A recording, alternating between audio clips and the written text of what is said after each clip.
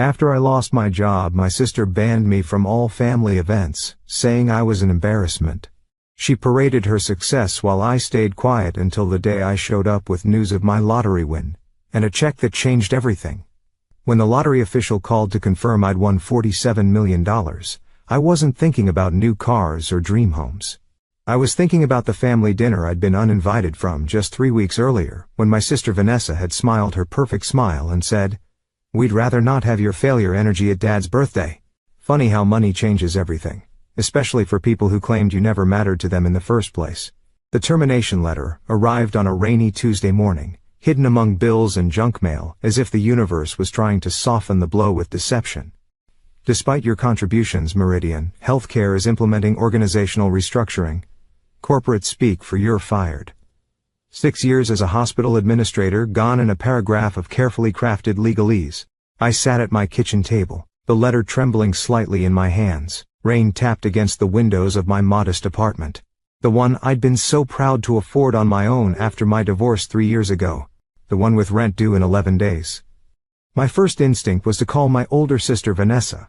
Despite our complicated relationship, she'd always been the family fixer, the successful one with connections and solutions. But my finger hovered over her name in my contacts, remembering our last conversation 2 weeks ago.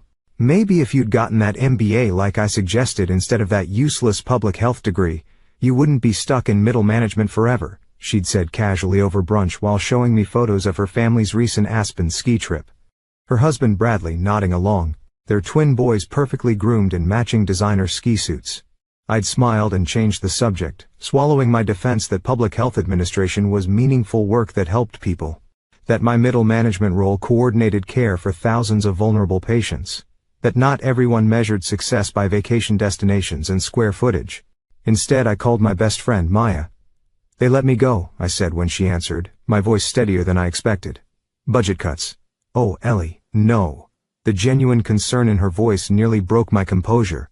"I'm coming over, don't move." While waiting for Maya, I opened my laptop and began the humiliating process of calculating my financial runway. 3 months of savings if I cut everything to essentials. 2 interviews lined up next week for positions that paid significantly less than what I'd been making. Unemployment benefits that wouldn't cover rent. Maya arrived with comfort food and pragmatic support, helping me update my resume and draft. A list of contacts who might know of opportunities. By evening, I'd applied for 7 jobs, filed for unemployment, and created a spreadsheet of expenses I could cut. It wasn't a solution, but it was action, and action felt better than panic. "You've got this," Maya said as she left. "You're smart, experienced, and the healthcare industry is always hiring. Just not at Meridian," I tried to joke. "Their loss," she said firmly. "Call me tomorrow after your appointment." The appointment, I'd almost forgotten, my annual check-in with Dr. Patterson scheduled months ago. I nearly canceled, calculating the CO pay in my head and wondering if it was a necessary expense now. But years of working in healthcare had taught me that preventive care wasn't where you cut corners even when finances got tight. The next morning, I dressed in the same professional clothes I'd worn to work countless times, now repurposed for job interviews and networking meetings. The hospital where Dr. Patterson practiced was across town from Meridian, for which I was grateful. The last thing I needed was running into former colleagues while unemployed. In the waiting room, I distracted myself by scrolling through job listings on my phone. 2 more possibilities. One in a neighboring city that would require relocation. One for a non-profit with a mission I admired, but a salary that made my stomach clench. "Eleanor Mitchell?" The nurse called, and I followed her through familiar medical office rituals. Weight, blood pressure, brief medical history update. "Any changes since your last visit?" she asked, looking up from her tablet. "Lost my job yesterday," I said, surprising myself with the admission. "Not a medical change, but it feels relevant somehow." Her face softened with genuine sympathy. "I'm sorry to hear that. It's been a tough year for healthcare administration. My sister-in-law was let go from Central Memorial last month. Same story. Restructuring." This small connection, this moment of being seen and understood steadied me. By the time Dr. Patterson entered, I'd compartmentalized my employment situation, focusing on health concerns, preventive screenings, lifestyle adjustments. "Everything looks good," he said, reviewing my results. "Though your blood pressure's a bit elevated today." "Stress," I explained. "I'm between jobs at the moment." He nodded without judgment. "That'll do it. Make sure you're keeping up with your running. Physical activity is crucial for stress management." I promised I would. thinking of how my morning runs had been the one constant through divorce, career changes, and now unemployment. Some days it felt like those solitary miles were the only time my life made complete sense. Leaving the medical building, I checked my phone to find 3 missed calls from my mother. My stomach tightened. News traveled fast in my family. Had she already heard about my job? I wasn't ready for the particular blend of concern and criticism that defined maternal support in the Mitchell family. I returned her call from the parking lot, bracing myself. Eleanor, finally she answered on the second ring. I've been trying to reach you all morning. Sorry, Mom, I had a doctor's appointment. I kept my tone neutral, neither inviting questions nor suggesting anything was amiss. Is everything all right? The momentary concern in her voice almost made me confess. Just an annual checkup, I assured her. What's up? Your father's birthday dinner is next Friday, she said. We're doing it at Vanessa's new house, 7 cocktail attire, Dad's birthday. I'd almost forgotten with everything happening. I'll be there, I said, mentally calculating if I could afford a gift on my new unemployed budget. Perhaps? Something handmade, meaningful rather than expensive? And Eleanor? My mother's voice took on the cautious tone she used when approaching difficult subjects. Vanessa mentioned you might be having some career changes? She said a colleague told her there were layoffs at Meridian. Of course, Vanessa's network of perfectly placed informants had already alerted her. And naturally she'd told our mother before I could break the news myself. Yes, I confirmed, keeping my voice even. There was a restructuring. My position was eliminated yesterday. Oh, Eleanor. The disappointment in those 2 words contained multitudes, not just sympathy for my situation, but disappointment in me for allowing this to happen. As if job security were simply a matter of trying hard enough. Have you called Bradley? He knows the CEO at Metropolitan Health Systems. I'm sure he could put in a word. Bradley, Vanessa's investment banker husband, who considered healthcare women's work, and had once asked me if administrators were basically secretaries with fancy titles. The thought of asking him for help made my skin crawl. I'm exploring several options, I said diplomatically. I've already got 2 interviews lined up next week. Well, that's something at least. My mother sighed. You know, your sister's division just got acquired for $30 million. They're giving her a whole team to manage in the restructuring. Amazing how different 2 careers can go, isn't it? And there it was, the inevitable comparison, as predictable as seasons changing. Amazing, I agreed flatly. Listen, Mom, I need to go. I've got another call coming in. A harmless lie to end a harmful conversation. Don't forget, Friday at 7. And Eleanor, maybe don't mention the job situation to everyone. No need to bring down the celebration with problems. I hung up and sat in my car, letting the familiar weight of family expectations settle on my shoulders. In the Mitchell family narrative, I was the cautionary tale, divorced at 32, childless at 35, and now unemployed. The counterpoint that made Vanessa's success shine brighter. For years I tried to reject this framing to build a life that valued different metrics of success, community impact, personal growth, meaningful work. But in moments like this, their measuring stick still left marks. My phone buzzed with a text from Maya. Any word on the Lincoln Heights position? I was grateful for the interruption for a friend who cared about my actual concerns, rather than how they reflected on the family. Nothing yet, I replied. But I have a lead on something at Providence Hospital, infection control coordination. Perfect for you, she responded immediately. Your quality improvement protocols at Meridian were brilliant. This small affirmation, recognition of my actual professional value, steadied me.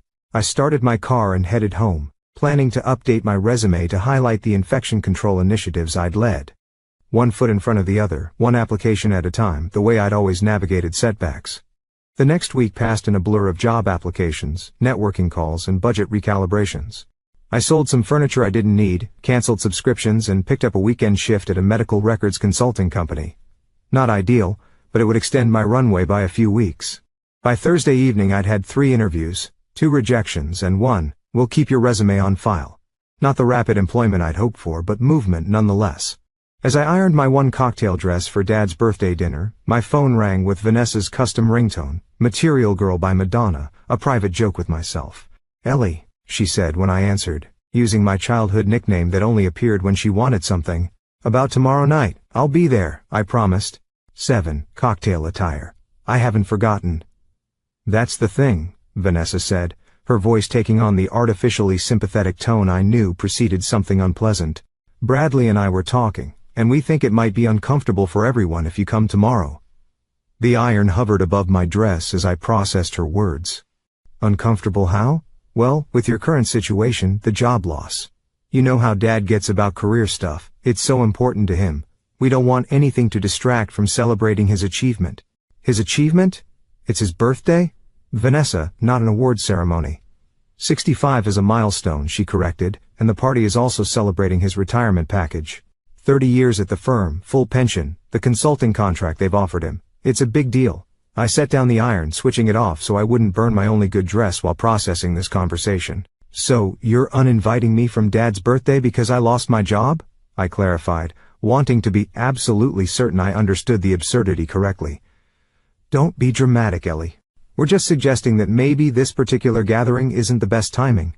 Everyone will be talking about success and achievements and retirement portfolios. It might make you feel bad about your circumstances. The thin veneer of concern couldn't disguise the actual message. My unemployment was an embarrassment they didn't want to explain to their country club friends who would be attending. I see, I said, surprised by the calm in my voice.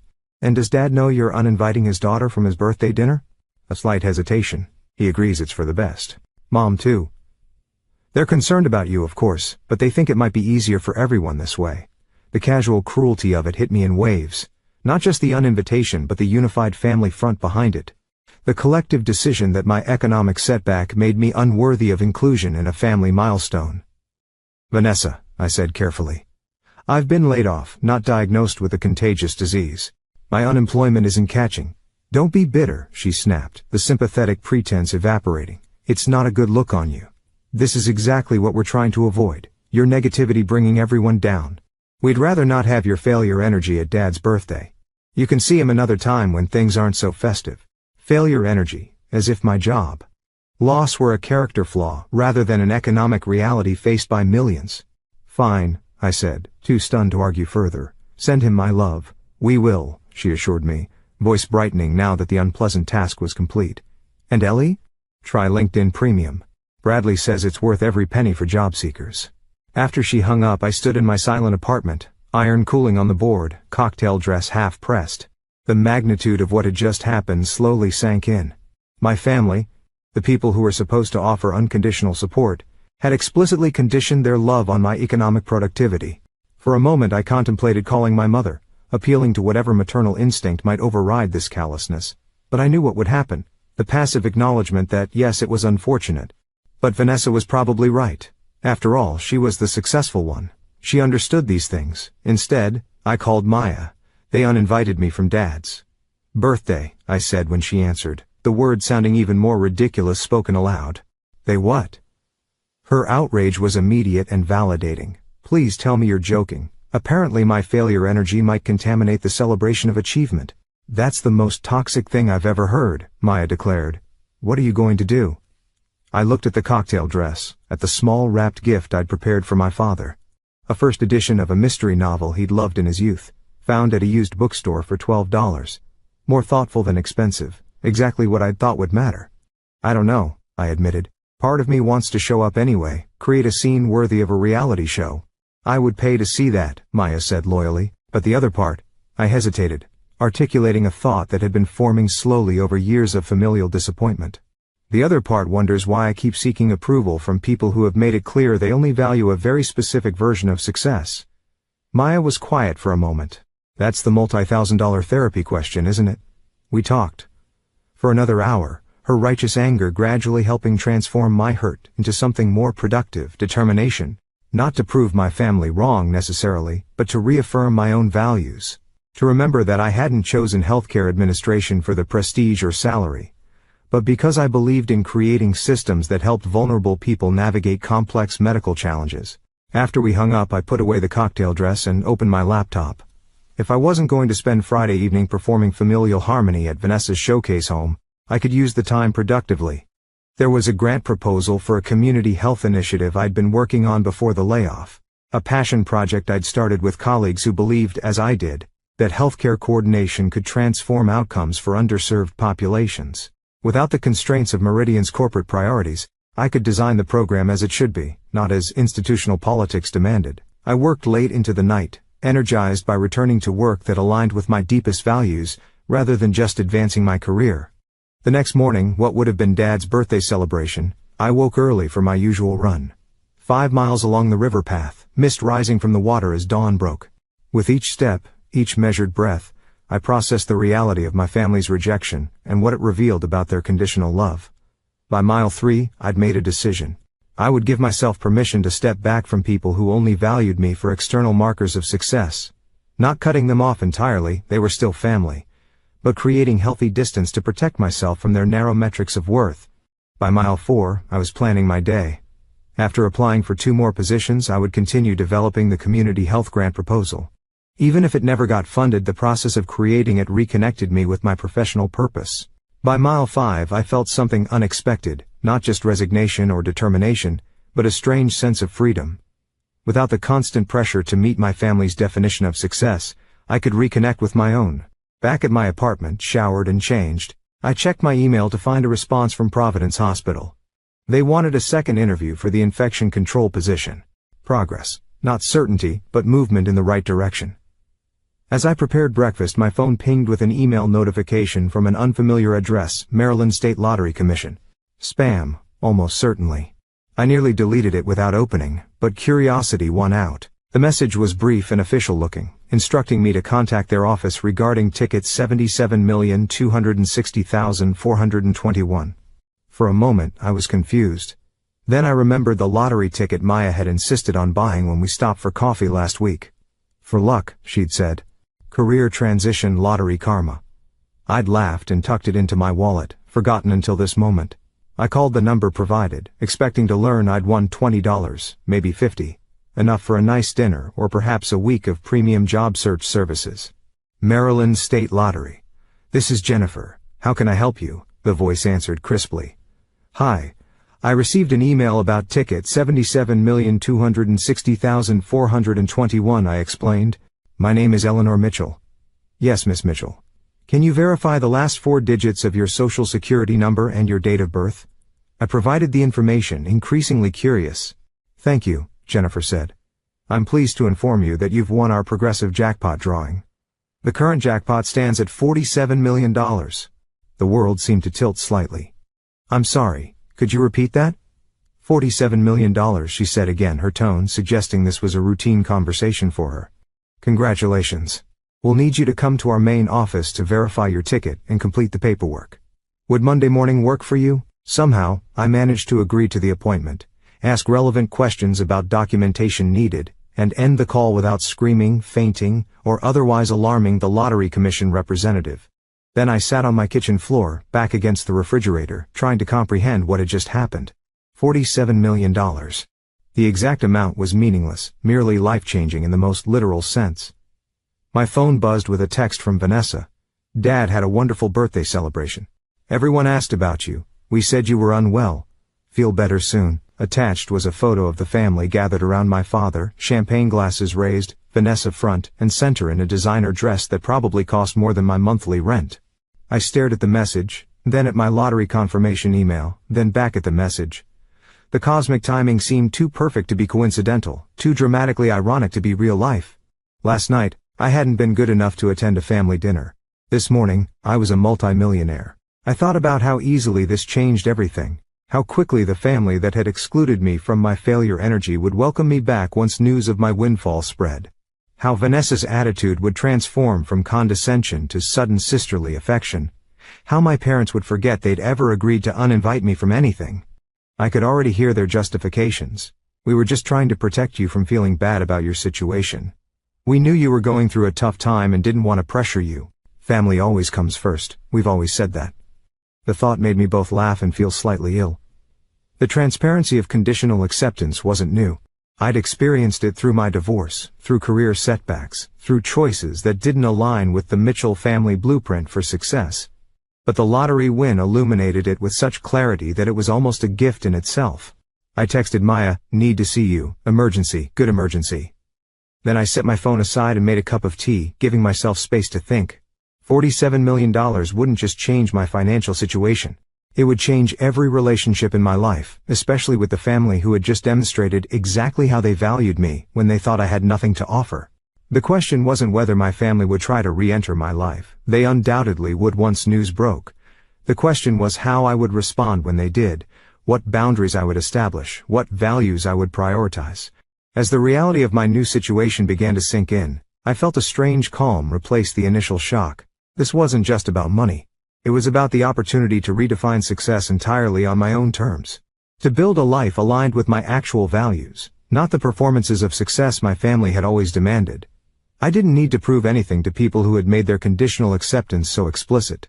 Instead, I could focus on what truly mattered, creating positive impact, supporting genuine connections, building something meaningful. The tea grew cold as possibilities expanded in my mind. The community health initiative could become reality without waiting for institutional approval. Healthcare coordination for vulnerable populations, scholarships for public health students, investments in preventive care programs. My phone buzzed. Again, Maya calling back. I answered, still sitting on my kitchen floor, still processing the surreal turn my life had taken in the span of a morning. "What's the emergency?" she demanded. "Are you okay?" I took a deep breath, looking at the family photo Vanessa had sent. All smiles and celebration, their success on proud display. Then I looked at the lottery commission email, confirming my appointment to claim $47 million. "Remember that lottery ticket you bought me last week?" I began, my voice steadier than I would have expected. "We need to talk about karma and cosmic timing." Maya arrived at my apartment 45 minutes after our call, clutching a bottle of champagne, and wearing an expression of controlled skepticism. "Okay," she said, setting the bottle on my kitchen counter. "Run this by me again, slowly." I handed her the lottery confirmation email and my ticket. I checked the numbers 3 times. "It's real, Maya. $47 million. She examined the ticket, compared it to the email, then looked up at me with widening eyes. "Holy, Ellie, this is actually happening." "I know." I slumped onto a kitchen stool. "I'm still processing." Maya uncorked the champagne with expert efficiency and poured it into 2 coffee mugs, the only clean drinking vessels in my apartment. "To cosmic justice," she toasted, handing me one. "To unexpected turns," I countered, clinking my mug against hers. We sat in my small living room, the morning sun creating patterns on the wall through blinds I'd been meaning to replace. The apartment suddenly looked different to me, not just modest but temporary. A stage I was passing through rather than the backdrop to my diminished future. "So, what now?" Maya asked, setting down her mug. "Besides obviously claiming your winnings on Monday." "I've been thinking about that." I pulled my laptop closer. "I made some notes while waiting for you." "Of course you did." Maya smiled. Logical planning in the face of complete life upheaval. Classic Eleanor Mitchell.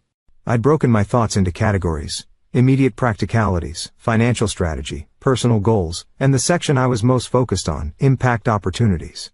"I want to establish a healthcare coordination initiative for underserved communities," I explained, pointing to the detailed outline I'd already started. The same model I was developing at Meridian, but without corporate constraints. Patient-centered care navigation across fragmented systems. Maya studied my notes, then looked at me with a mix of admiration and concern. "You've been unemployed for 10 days and just won life-changing money. Most people would be booking flights to Tahiti, not drafting program models for community health." "I can do both," I pointed out. "That's the thing about $47 million, it creates options." "Speaking of options," Maya hesitated. "What about your family? When are you going to tell them?" The question I'd been circling since the lottery confirmation. "I'm not sure I am, at least not right away." Maya raised an eyebrow. "Seriously? They uninvited me for my own father's birthday because I lost my job, because my failure energy might contaminate their celebration." I could hear the hurt crystallizing into something harder in my voice. "What happens when they discover I'm suddenly worth millions, when my energy is valuable to them again?" "They come crawling back," Maya said matter-of-factly. "Vanessa leads the charge with selective amnesia about ever excluding you." "Exactly." I took another sip of champagne, and I'm not ready for that conversation yet.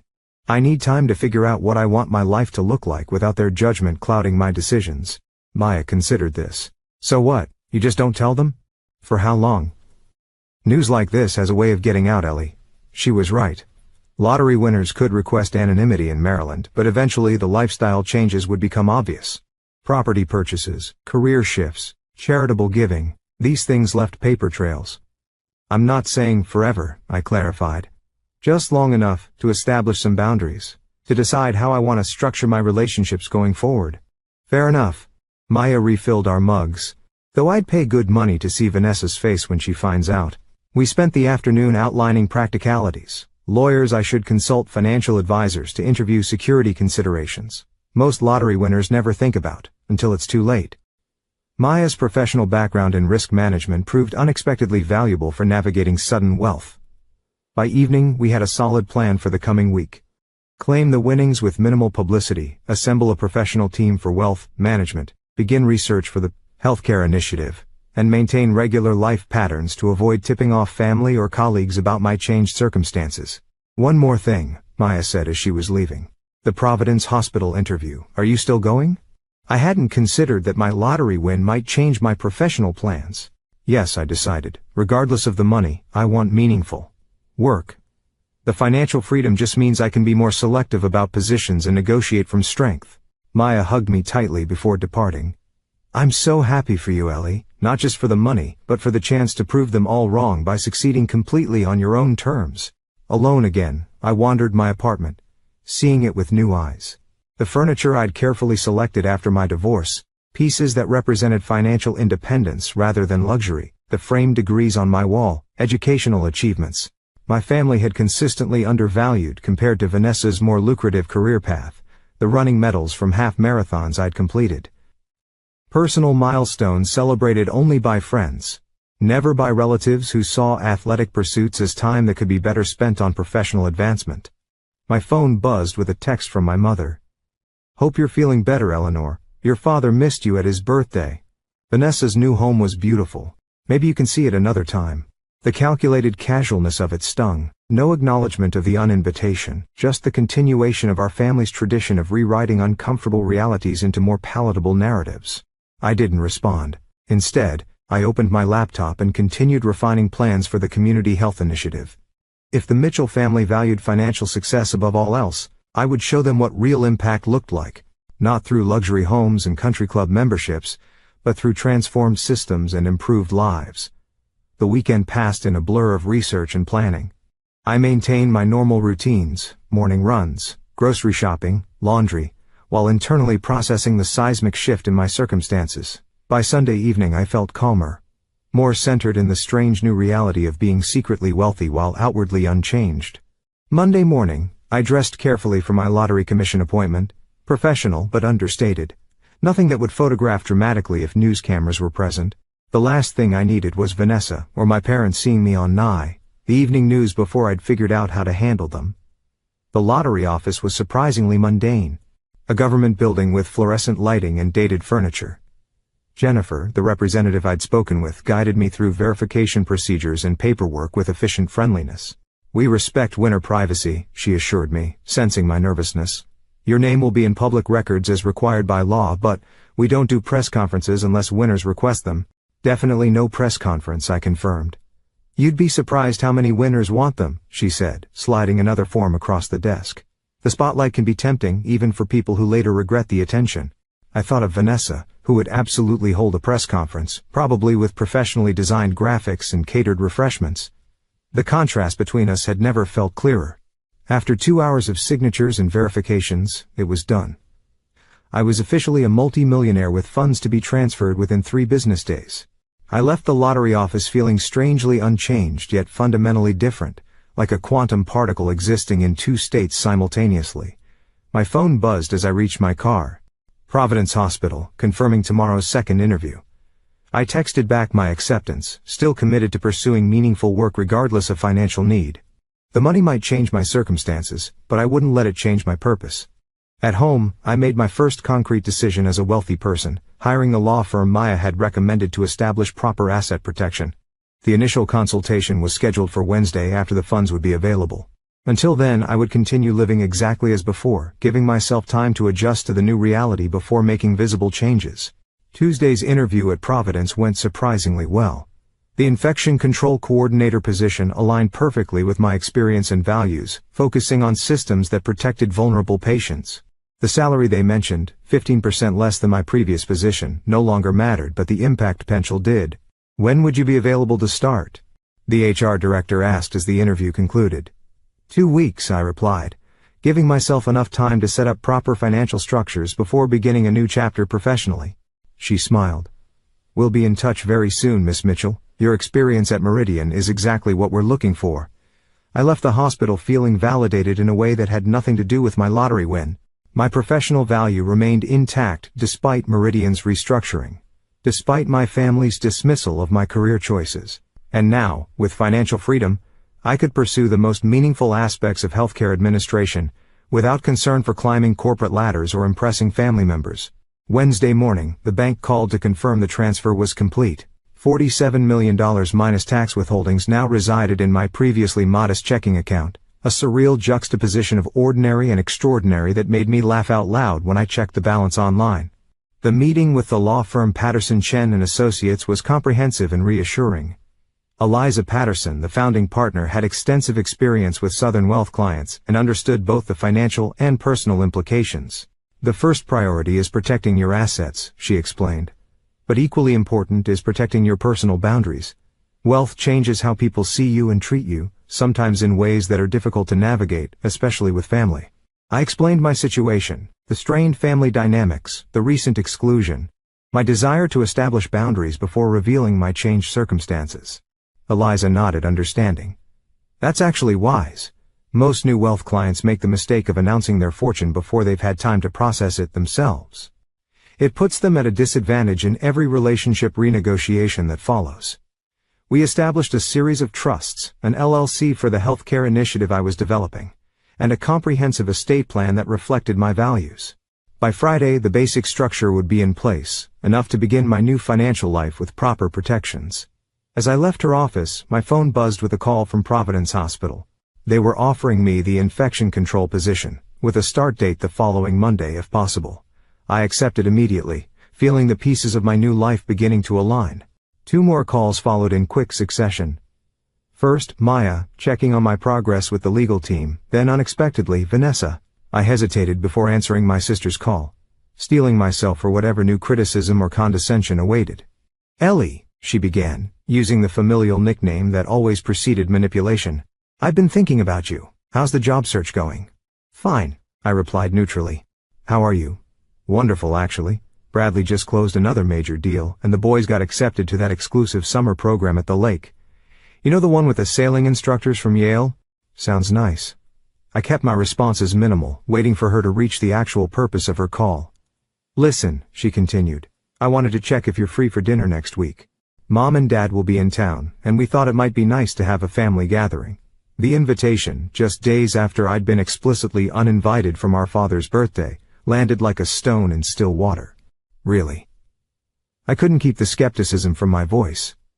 What happened to my failure energy contaminating family gatherings? Oh, Ellie. Vanessa's laugh tinkled through the phone, practiced and dismissive. You're so sensitive sometimes. That was about Dad's retirement celebrations, specifically with all his colleagues there. This is just family dinner. The revision of recent history was breathtaking in its audacity. So I'm acceptable for family-only gatherings, just not celebrations where your important connections might see me. That's not what I meant. Her voice took on the impatient tone she used when others failed to accept her version of reality. I'm extending an olive branch here. Bradley thinks it would be good for you to network with some of his colleagues. He knows someone at Providence Hospital who might have positions available. So that was it. She'd somehow learned about my Providence interview, likely through the same network that had informed her about the Meridian layoffs, and now wanted to position herself as the helpful, connected sister who could take credit for my employment, if it materialized. Actually, I said, surprised by my own calmness. I've already accepted a position at Providence. Infection control coordination. I start Monday. Oh, the single syllable contained multitudes, surprise, disappointment, at being deprived of the savior role, quick calculation of how to reframe the narrative. Well, that's good. Entry-level positions can sometimes lead to better opportunities. It's a senior coordinator position, I corrected, directly reporting to the chief medical officer. Right, of course. Vanessa rallied quickly. Well, dinner would still be nice. To celebrate your new job. Tuesday at 7, our place? I considered my options. Declining would maintain the distance I'd been contemplating since the lottery win. Accepting would mean facing my family's dynamics from my new psychological position of strength, financially secure, but with that security still unknown to them. Tuesday works, I decided. It would be a test run, an opportunity to practice establishing boundaries without the complication of my wealth being a factor. Perfect. Business casual, nothing fancy. After hanging up, I sat in my car contemplating the layers of irony in the situation. Vanessa was inviting me back into the family circle because I'd secured employment that met their minimum standards for acceptability. She had no idea that in the days since being excluded from our father's birthday, I'd become financially independent beyond anything even Bradley had achieved. The thought made me smile, not from vindictiveness, but from the strange clarity it brought to the conditional nature of my family's acceptance. I was the same person I'd been last week, same values, same skills, same fundamental character. Only my economic status had changed, yet it would transform how they saw and treated me. The question was, would I let it transform how I saw and treated myself? Back at my apartment, I began making concrete plans for the next phase of my life. I would work at Providence, focusing on infection control systems that protected vulnerable patients. Simultaneously, I would develop my community health initiative through the LLC, working with healthcare experts from my professional network. For housing, I decided against both extremes, neither remaining in my current modest apartment nor purchasing a mansion to rival Vanessa's. Instead, I would find a comfortable home in a neighborhood I loved with space for a home office and guest room. Practical luxury rather than ostentatious display. Most importantly, I would maintain my core values and relationships. Maya would remain my closest confidant. My running routine would continue, perhaps enhanced by coaching or trail experiences I couldn't previously afford. My work would still focus on healthcare systems that help those most in need of navigation assistance. By Sunday evening, with my first day at Providence approaching, I'd established the basic framework for my SAU, New Life. The trusts were created, the LLC formed. A financial management team selected. I'd viewed 3 potential homes, finding one, a renovated craftsman with a garden and office space. That felt right. My real estate agent was preparing an offer. Externally, nothing had changed. I still lived in my apartment, drove my 5-year-old Honda, and wore the same professional clothes I'd worn at Meridian. But internally, everything was different. Not just because of financial security, but because of the clear lens the lottery win had provided into my family's conditional acceptance. Monday morning, I dressed for my first day at Providence with a sense of purpose and clarity I hadn't felt in years. The infection control position represented meaningful work I'd chosen freely without financial pressure or family expectations clouding my judgment. As I gathered my keys and bag, my phone buzzed with a text from Vanessa. Good luck today. Remember, first impressions matter. Wear the blue suit Mom got you for Christmas. It's the most professional thing you own. The presumptiveness of the advice, both that I needed her guidance on professional attire, and that my wardrobe was somehow inferior, would have irritated me a week ago. Now it simply informed my understanding of our dynamic. My sister viewed me as less capable, less successful, less worthy of respect than herself. My new wealth wouldn't change that fundamental perception, just how she expressed it. I didn't reply to her text.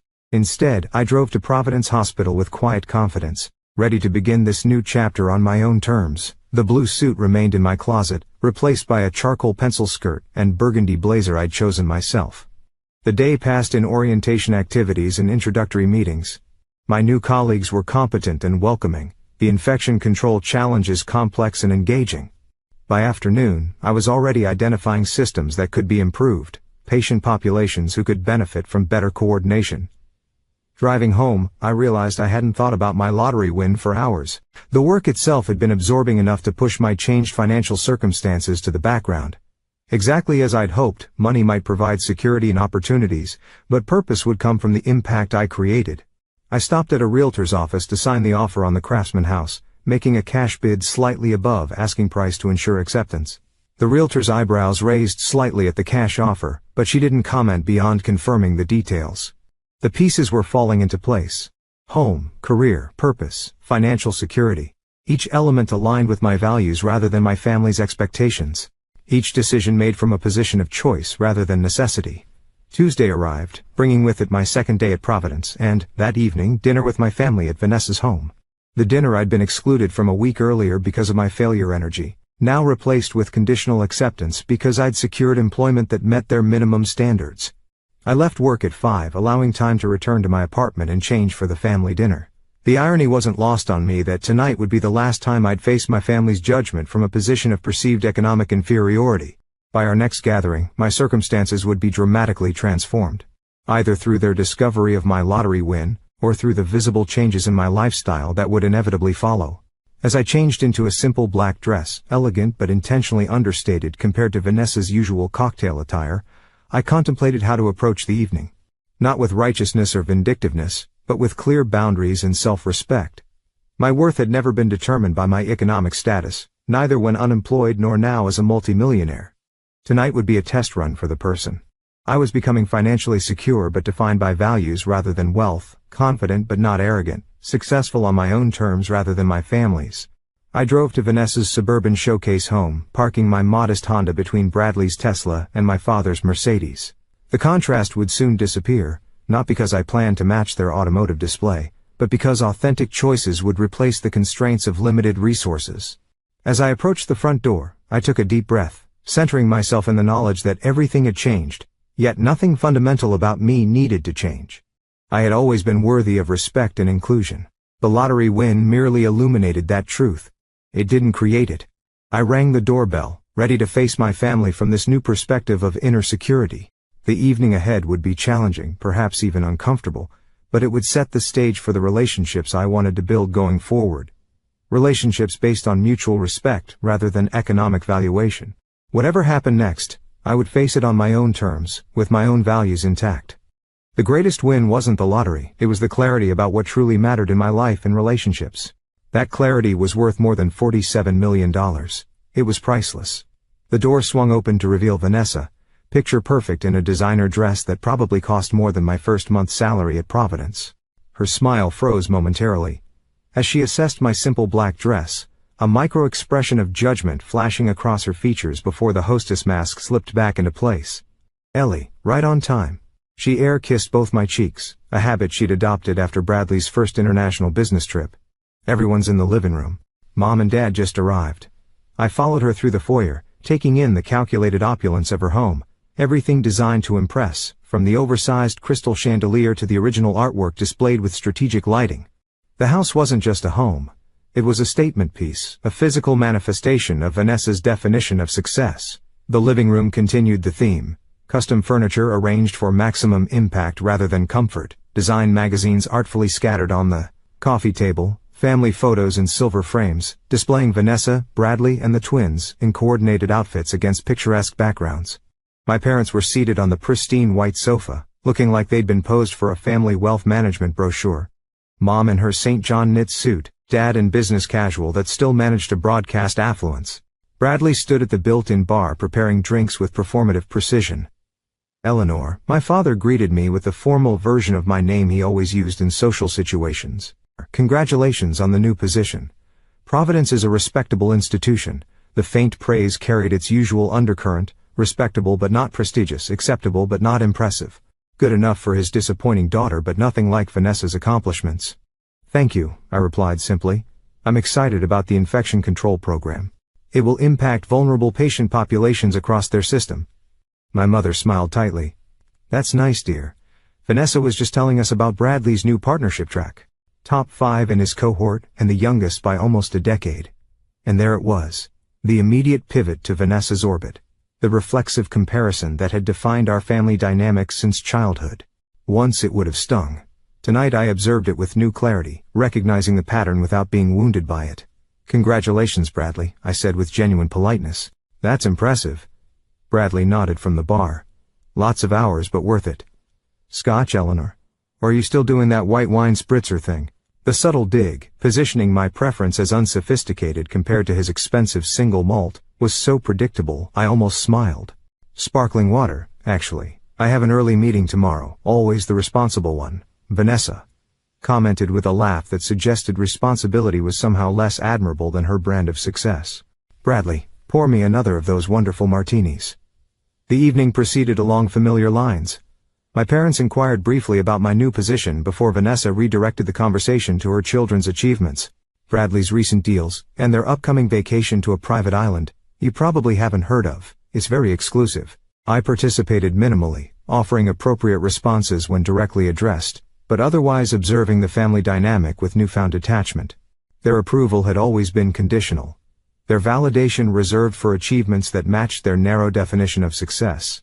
Financial status, social connections, prestigious affiliations. These were the currencies they valued, not impact, purpose, or authentic relationships. So Eleanor, my father said as we moved to the dining room where Vanessa's housekeeper had laid out an elaborate meal, Providence Hospital.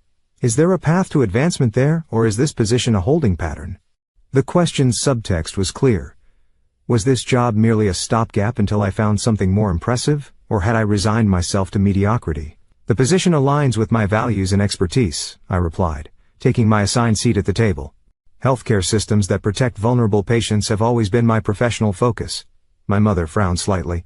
Yes. But what about growth potential? Vanessa was telling us about her new team. 15 direct reports and a discretionary budget in the millions. Once again, I was being measured against Vanessa's yardstick. Found wanting because my priorities differed from hers.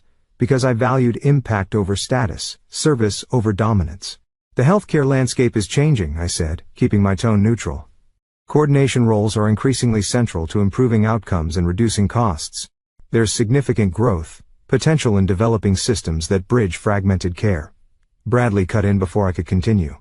Speaking of growth potential, have you seen the latest on Meridian stock? Down 12% since the restructuring. They're hemorrhaging. Talent since those layoffs. No offense, Eleanor, but you might have dodged a bullet there. No offense taken, I replied. Though the casual reference to my job loss, the very reason I'd been excluded from Dad's birthday celebration, highlighted the family's selective memory. Vanessa nodded enthusiastically. Exactly what I told Ellie. Sometimes these setbacks are actually setups for something better. She patted my hand in a gesture of performative support. And see? Now you've got this perfectly adequate position at Providence. Perfectly adequate. The condescension was breathtaking. How are you managing financially with the transition? My father asked. His tone suggesting he was preparing to offer assistance that would come with strings of obligation and judgment. Before I could answer, Vanessa jumped in. Dad, I already told Bradley we might need to help her with a bridge loan if the Providence salary isn't sufficient. Their pay scales are notoriously behind market. The presumption that I needed their financial assistance, that they'd discussed my personal finances without my involvement, that my sister and brother-in-law were positioning themselves as potential benefactors would have infuriated me a week ago. Now with $47 million in carefully structured trusts, it was almost amusing. That's thoughtful, I said diplomatically, but unnecessary. I've managed my finances carefully. My mother exchanged a significant look with Vanessa, the kind that communicated volumes of doubt without words. Well, if you need help with the rent or anything, just say the word. Family supports family. Except when that family member has failure energy that might contaminate a celebration, I thought but didn't say. Speaking of family support, Vanessa segued smoothly. We've been discussing the summer house situation. Mom and Dad are considering transferring ownership to us since we use it the most with the boys. The summer house, a modest but well-situated cottage on the Chesapeake that our grandparents had purchased decades ago. I'd spent childhood summers there while our parents worked, reading books on the small dock and swimming in the bay. In recent years, Vanessa had gradually taken over the property, redecorating in her preferred style and scheduling her family's visits to monopolize the prime weeks. We'd make sure you could visit sometimes, Ellie, Vanessa added magnanimously. Maybe during the off-season when the boys are in school. It's lovely in October. The casual disinheritance, redistributing family property based on their perception of who deserved it more, crystallized everything about our family dynamic. My sister wasn't just the favorite. She was the inheritor of everything our parents valued, both materially and symbolically. I always loved that dock, I said, surprising myself with the calm in my voice, watching the ospreys dive for fish, reading until the light faded. Some of my happiest memories. My mother looked momentarily uncomfortable, perhaps remembering that the property had emotional significance for both daughters, not just the favored one. Well, nothing's decided yet, just preliminary discussions. Of course, I acknowledged, letting the topic drop. With my changed circumstances, I could buy a waterfront property of my own if I wished. The summer house's significance wasn't its market value, but what its redistribution revealed about my place in the family hierarchy. Dinner continued with Vanessa dominating the conversation, recounting her latest professional triumphs and her children's accomplishments. Bradley periodically interjected with financial acronyms and investment references designed to impress. My parents beamed at them both, offering effusive praise for each achievement mentioned. I observed it all with a strange sense of distance, as if watching actors perform a familiar play. The script hadn't changed. Vanessa as the golden child, me as the disappointing daughter, our parents as the approving audience for one and the critical evaluators of the other. But my role in the production had shifted. I was no longer a participant seeking validation. I was an observer noticing patterns. "Eleanor seems quiet tonight," my mother commented as Vanessa's housekeeper served dessert. "Are you feeling all right, dear? You're not still upset about missing your father's birthday, are you?" The reframing was masterful, transforming my explicit exclusion into a voluntary absence that I might now be upset about, as if my hurt were an overreaction, rather than a reasonable response to being uninvited. "I'm fine," I replied, "just listening." "Good," Vanessa interjected brightly, "because we've been thinking about the family Christmas plans. Bradley's firm is having their holiday gala at the peninsula this year. Very exclusive, strictly partners and their families. We managed to get Mom and Dad included as our guests. The implication hung unspoken but clear. I would not be included in this prestigious event. Once again my presence was conditional, acceptable for a family dinner in Vanessa's home, but not for a high-profile social gathering where status mattered. "Sounds lovely," I said, my tone neutral. "I've been considering a service trip for the holidays actually. A healthcare coordination project in underserved communities." My mother frowned. "At Christmas? But it's a family time." The contradiction was striking. I was family when it suited them, when my exclusion might reflect poorly on them, but not when my inclusion might complicate their social positioning. "I think it sounds meaningful," I replied. "Using my skills where they're most needed." Bradley cleared his throat. "Speaking of using skills effectively, Eleanor, I've been meaning to talk to you about your financial planning. As someone who handles wealth management professionally, I'm concerned about your retirement strategy, especially after this employment gap." Another presumption, that I needed his financial guidance, that my employment gap of less than 2 weeks had somehow compromised my future security. Little did he know I'd spent the afternoon with a team of financial advisors mapping out trust structures and philanthropic foundations. "I appreciate the concern," I said, "but I've recently reviewed my financial planning. I'm comfortable with my strategy." Bradley exchanged a skeptical glance with Vanessa. "Well, if you'd like a professional opinion at some point, let me know. The earlier you address these gaps, the better." "I'll keep that in mind," I replied, suppressing a smile at the irony. As the evening drew to a close, Vanessa led a tour of recent renovations to their home. A new media room with theater seating, a wine cellar Bradley had designed with an imported Italian cooling system, the twins' playroom with custom built-ins, and an elaborate train set that educational consultants recommend for spatial reasoning development. Each space was presented as evidence of their success, their discernment, their rightful place at the top of the family hierarchy. I followed along with polite interest, seeing not just the material display, but the insecurity beneath it, the constant need for validation, for confirmation that they were exceptional. "And this is my new home office," Vanessa announced, showing a magazine-worthy space with custom cabinetry and an antique desk positioned to take advantage of garden views. "I've been offered a senior vice presidency, which would mean more remote work flexibility. The announcement goes out next week." "Congratulations," I said, genuinely impressed with her professional achievement, if not her need to showcase it. "That's a significant step." "It really is," she agreed, satisfaction evident in her tone. "Especially since I'm the youngest female SVP in company history." She paused, perhaps waiting for more effusive praise, then added with practiced casualness, "We're looking at private schools in Switzerland for the boys. With my new position and Bradley's partnership, we want to give them a truly global perspective." The comparison hung unspoken in the air, her children being groomed for international success, while I focused on local healthcare systems. Her priorities defined as aspirational, while mine were implicitly positioned as limited. "They're fortunate to have these opportunities," I acknowledged, refusing to engage in the implied competition. As the tour concluded and we returned to the foyer, my parents prepared to leave. My father checking his watch with the subtle impatience he always displayed at family gatherings. "This was nice," my mother said, embracing Vanessa warmly, and me more perfunctorily. "We should do it again soon. Maybe once Eleanor is settled in her new position." Again, the conditional inclusion, dependent on my employment status, on meeting their minimum standards for acceptability. "Actually," I said as I gathered my purse, "I'm looking at houses this weekend.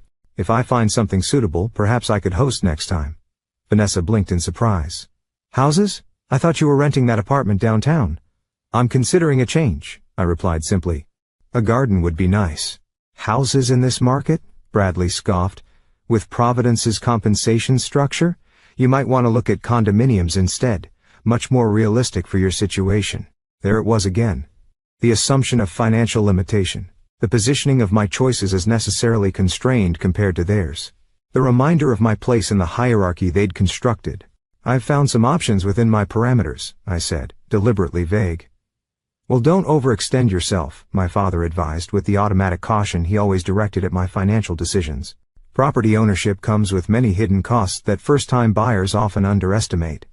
I nodded, accepting the keys to my Honda from the valet Vanessa had insisted on hiring for the evening.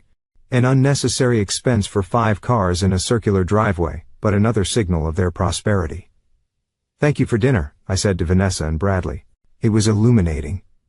"Illuminating?" Vanessa repeated, her practiced smile faltering slightly. "Clarifying," I amended. "About what matters to me going forward." She recovered quickly. "Well, we're just glad you're back on your feet with this Providence position. Everyone goes through setbacks, Ellie. The important thing is not to let them define you." The condescension was breathtaking, positioning my layoff as a personal failing rather than a corporate decision, suggesting I needed her guidance to process it, framing my new position as mere recovery rather than a purposeful choice. "I couldn't agree more," I replied with a genuine smile.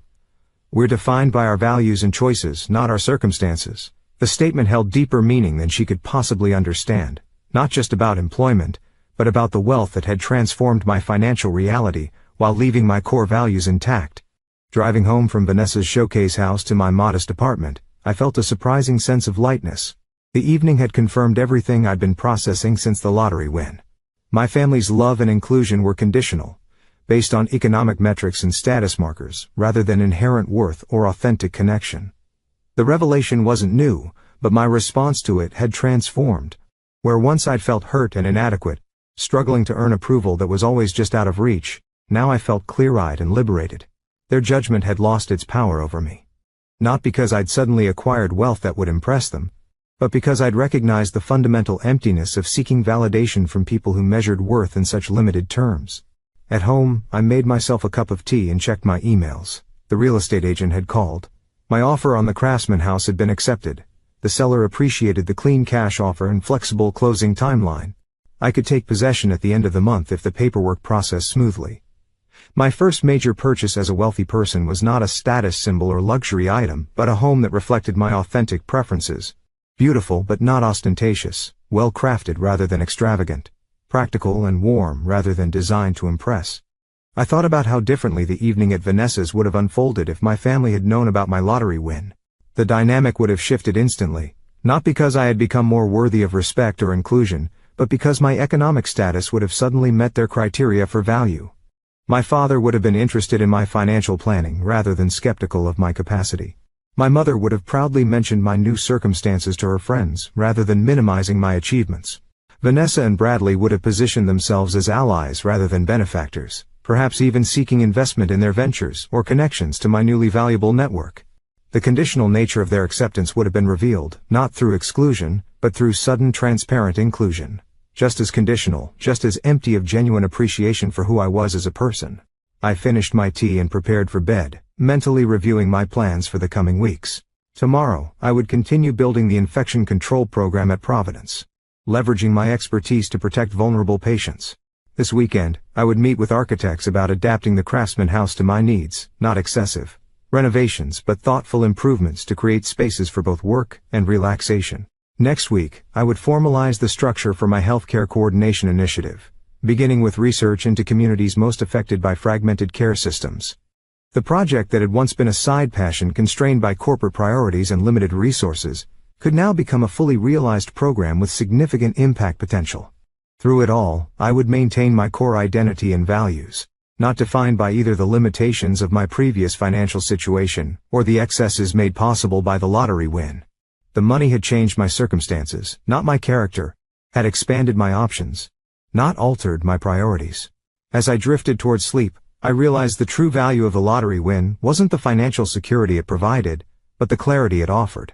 Like a contrast dye in a medical scan, the sudden wealth had illuminated patterns that had always existed but were sometimes difficult to see clearly. In my family relationships, in social dynamics, in systems evaluation. The question now wasn't whether I would tell my family about my changed circumstances, but when and how I would establish the boundaries necessary for healthier relationships going forward. Not relationships based on financial equivalence or competitive success metrics, but on mutual respect and authentic connection. Perhaps that was the real win. Not $47 million, but the opportunity to redefine success entirely on my own terms. To build a life aligned with my deepest values rather than external expectations. To create impact that reflected my vision of a better healthcare system, a more equitable world.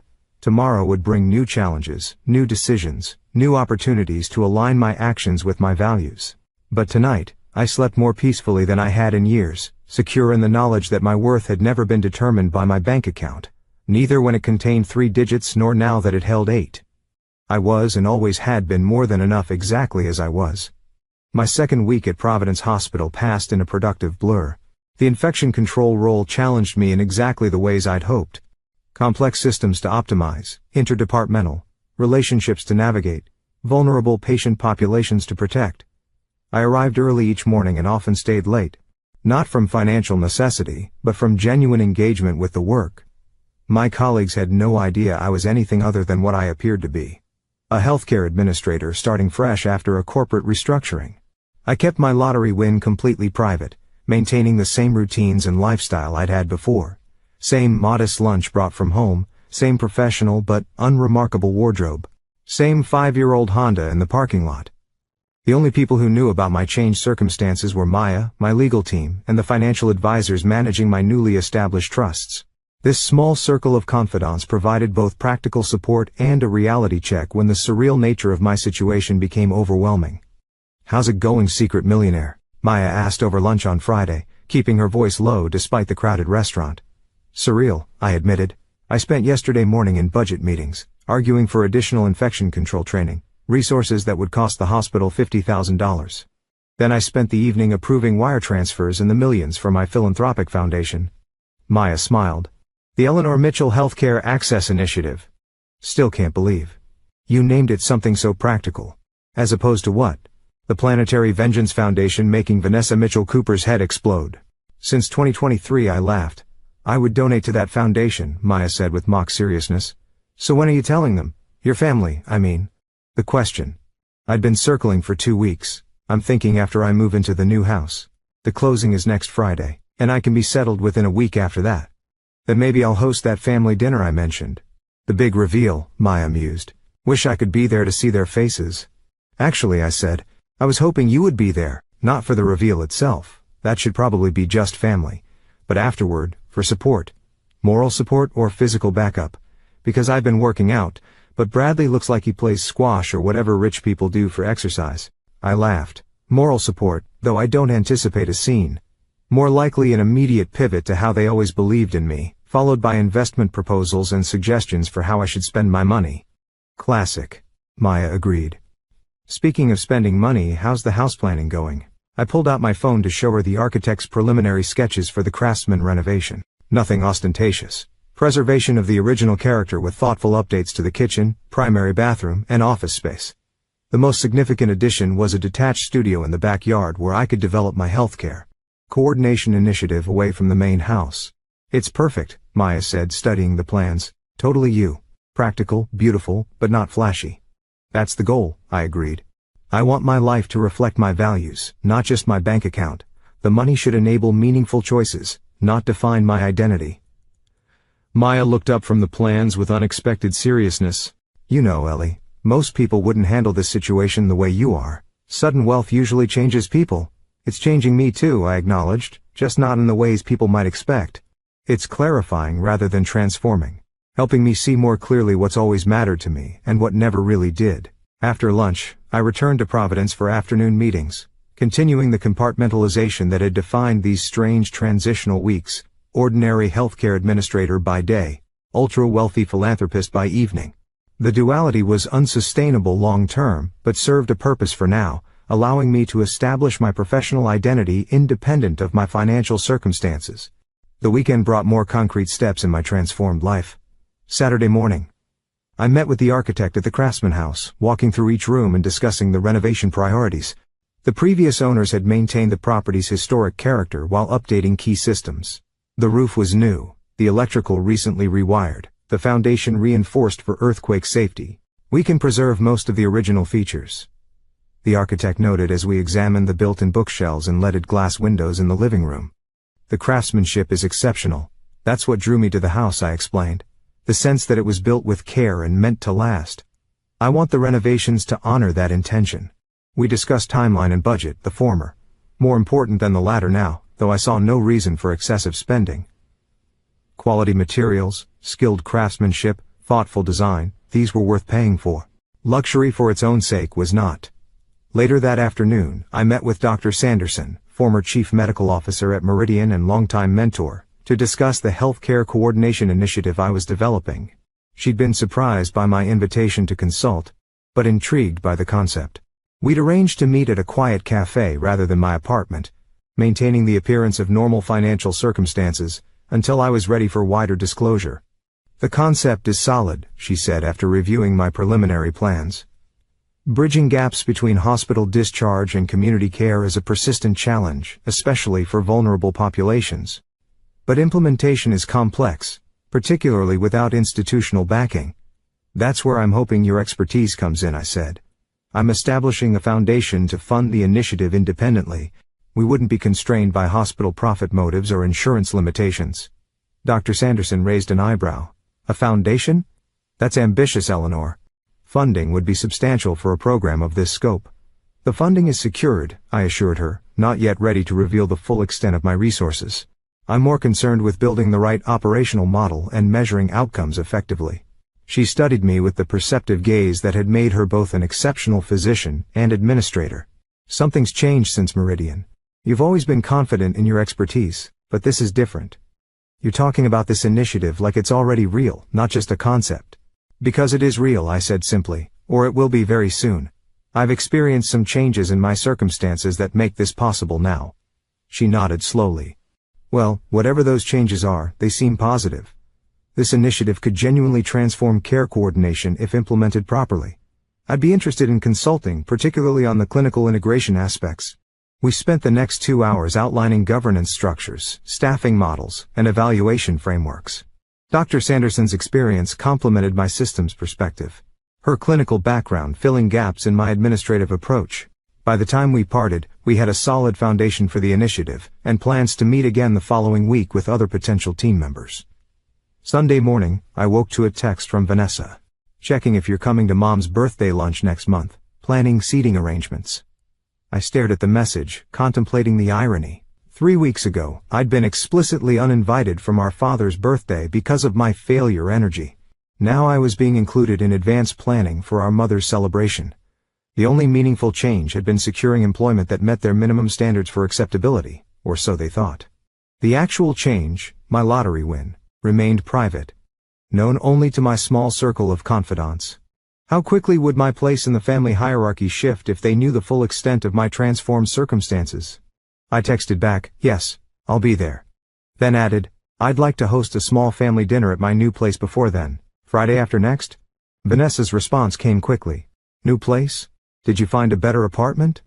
The assumption was telling that my housing options were necessarily limited to apartments. That better in her lexicon meant moving closer to her definition of acceptable housing, rather than finding a place that truly suited my needs and preferences. Bought a house, I replied simply. Closing this Friday. A longer pause this time then. A house, in this market, with interest rates where they are. Again the incredulity revealed her assumptions about my financial capacity and decision-making. I could almost see her mental calculations, trying to reconcile her perception of my limited resources with the reality of home ownership in an expensive market. Found something that works for me, I wrote back, deliberately vague. Dinner at 7? Nothing fancy, just family. Sure, she finally responded. We'll bring wine. Address? I sent the craftsman's address without elaboration, knowing the neighborhood would raise further questions. Not the most exclusive area in the city, but established and desirable, with historic homes on generous lots, well beyond what someone on a hospital administrator's salary could typically afford, particularly after a period of unemployment. The pieces of my new life were falling into place, requiring me to navigate increasingly complex explanations for the changes becoming visible to others. My family would be the most challenging audience for these revelations, their perceptions of my worth so intrinsically tied to economic metrics and status markers. Monday morning brought a meeting with the Eleanor Mitchell Healthcare Access Initiative's newly formed advisory board. Healthcare experts I respected, including Dr. Sanderson, who had agreed to help shape the foundation's mission and strategy.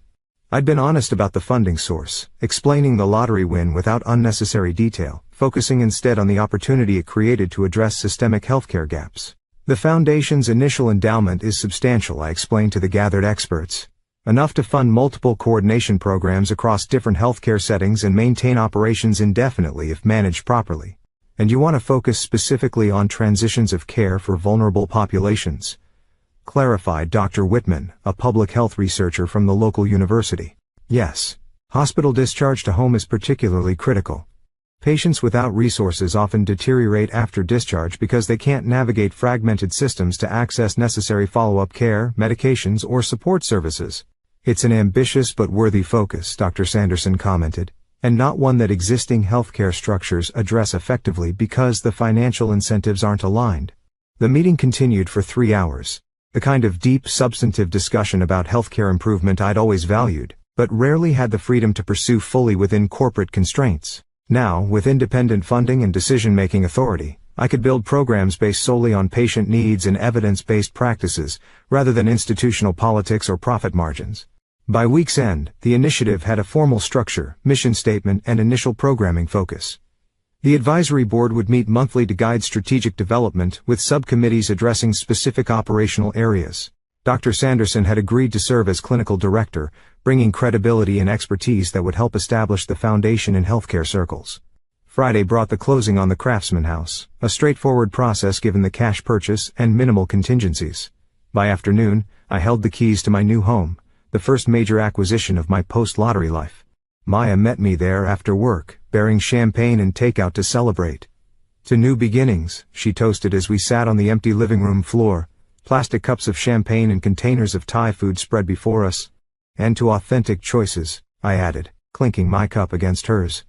We explored the empty house together, discussing furniture placement and paint colors. The renovations would take several months, but the house was perfectly livable in the meantime. I'd arranged for essential furniture to be delivered the following day, enough to host the family. Dinner the following Friday without revealing the full extent of my plans for the property. "Are you nervous about telling them?" Maya asked as we sat on the back porch watching twilight settle over what would soon be my garden. I considered the question carefully. Not nervous exactly, more cautious. Their reaction will reveal a lot about our future relationship. If they immediately shift from condescension to calculated interest when they learn about the money, it confirms everything I already suspect about their conditional acceptance. And if they don't, if they're genuinely happy for you without trying to benefit from it, then I'll have misjudged them, I acknowledged. And that would be a good thing to discover. But based on that dinner at Vanessa's, I'm not optimistic. The week before the family dinner passed in a whirlwind of parallel activities. By day, I continued developing the infection control program at Providence, establishing protocols that would protect patients during their hospital stays. By evening, I alternated between setting up my new home and building the foundation that would protect those same patients after discharge. The contrast wasn't lost on me. Working within the healthcare system by day while creating alternative supports to address its gaps by night. Both roles reflected my values and expertise, just operating at different scales and through different mechanisms, both mattered. Furniture arrived for the essential rooms, living room, dining room, primary bedroom and kitchen. Nothing extravagant, but all well crafted and comfortable, selected for longevity rather than fashion. I arranged minimal decorations, a few pieces of local art I'd loved but previously couldn't afford, plants to bring life to the rooms, books that reflected my interests and values. The result was a home that felt authentically mine. Neither the constrained choices of limited resources nor the ostentatious display Vanessa might have created with similar funds. Comfortable, but not showy. Beautiful, but purposeful, expressing who I was rather than what I owned. By Friday evening, I was ready. The dining table was set simply but elegantly. A meal catered by a local restaurant was warming in the kitchen, and wine selected by a consultant rather than by price point waited to be served. I dressed carefully, a silk blouse and tailored pants that happened to be new, but weren't obviously expensive. Professional, but relaxed, reflecting my evolving personal style rather than deliberate wealth signaling. Maya had helped with final preparations before departing, promising to return later for moral support. "Text me when the revelation bomb has been dropped," she'd instructed. "I'll give you an hour with them to process before I arrive." At precisely 7, the doorbell rang. I took a deep breath, centering myself in the knowledge that everything about this evening, from the house to the revelation to my approach, to family relationships going forward, represented authentic choices aligned with my values. Whatever happened next, I would remain true to the person I had always been, regardless of financial circumstances. I opened the door to find my family gathered on the porch, their expressions a study in barely concealed curiosity and judgment. My parents stood slightly behind Vanessa and Bradley, all four of them taking in the craftsman's restored exterior with visible surprise. Eleanor, my father greeted me, using the formal version of my name as he always did in uncertain social situations. This is unexpected. Welcome, I said simply, stepping back to allow them entrance. I'm glad you could all come. They filed into the foyer, their gazes sweeping the interior with the assessment of appraisers rather than the appreciation of guests. I watched as they registered details that contradicted their understanding of my financial reality. The original hardwood floors recently refinished, the period light fixtures, the glimpses of well-appointed rooms beyond the entryway. This is yours? My mother asked, her tone suggesting she assumed I must be house-sitting or had somehow misrepresented the situation. You purchased this home? Yes, I confirmed. The closing was last Friday. Bradley frowned slightly, the expression of someone recalculating figures that suddenly don't add up. This neighborhood has a high price point.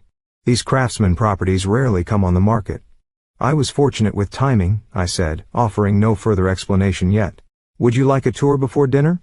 Vanessa had been uncharacteristically quiet, her expression cycling through confusion, suspicion, and calculation. Now she stepped forward with the determined brightness. Absolutely. I'm so curious how you've managed this. There must be an interesting story here. I led them through the main floor, living room with its original built-ins and leaded glass, dining room where the table was already set for our meal, kitchen with its blend of vintage charm and modern functionality, then upstairs to the bedrooms, including the primary suite with its sitting area overlooking the garden. Finally back downstairs and through French doors to the backyard where the detached studio stood ready for conversion into my foundation headquarters. Throughout the tour, they made appropriate appreciative comments, but the undercurrent of bewilderment was palpable. This house, with its character and craftsmanship, its generous proportions and desirable location did not align with their understanding of my financial capacity. The cognitive dissonance was evident in their strained smiles and careful questions. It's lovely, my mother finally said as we returned to the living room. But, Eleanor, how are you affording this? Even with the Providence position, this seems well beyond what someone in healthcare administration should be able to afford. I completed her thought. You're right. It would be under normal circumstances. Have you taken on significant debt? My father asked with the automatic concern he'd always directed at my financial decisions. In this interest rate environment, an excessive mortgage could be problematic. No mortgage, I said simply. Cash purchase. The statement landed like a stone in still water. 4 pairs of eyes fixed on me with expressions ranging from disbelief to suspicion. Cash? Bradley repeated incredulously. That's not possible.